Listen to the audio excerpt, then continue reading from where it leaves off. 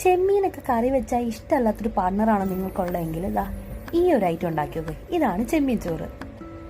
ഇതാണെങ്കിലേ നല്ല ഫ്ലേവർഫുള്ളുമാണ്, അതുപോലെ തന്നെ അടിപൊളി ടേസ്റ്റുമാണ്. അപ്പോൾ എങ്ങനെ നമുക്ക് ഉണ്ടാക്കിയാലോ?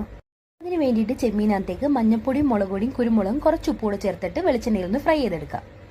ഇനി അതേ ഫ്രൈ ചെയ്ത പാനകത്ത് തന്നെ കുറച്ച് സ്പൈസസ് ഇട്ട് കൊടുക്കുക. അതിനുശേഷം സവാളയും ഇഞ്ചി വെളുത്തുള്ളി പേസ്റ്റും ഒരു തക്കാളി ചെറുതായിട്ട് അരിഞ്ഞിട്ട് നന്നായിട്ട് അങ്ങ് വഴറ്റിയെടുക്കാം.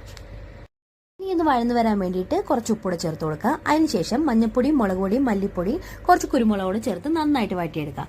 ഇനി നമുക്ക് കുറച്ച് മല്ലിയിലയും പുതിനയിലയും ചേർത്ത് കൊടുക്കാം. അതിനുശേഷം റൈസിന് ആവശ്യമായ വെള്ളം കൂടി ചേർത്ത് കൊടുക്കാം. ഇനി വെള്ളം തിളച്ച് വരുമ്പം ആവശ്യത്തിന് ഉപ്പും അതിനുശേഷം നമുക്ക് ഈ റൈസ് ഇട്ട് കൊടുക്കാം.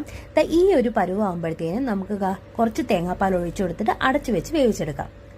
അടച്ചു വെച്ച് 20 മിനിറ്റ് കഴിയുമ്പോഴത്തേനും നമുക്ക് ഈ ഫ്രൈ ചെയ്ത പ്രോൺസും കുറച്ച് കറിവേപ്പില ഇട്ട് കൊടുത്താൽ നല്ല അടിപൊളി ചെമ്മീൻ ചോറ് റെഡി. എല്ലാവരും ഒന്ന് ട്രൈ നോക്കണം, അടിപൊളി ടേസ്റ്റ് ആണ് കേട്ടോ.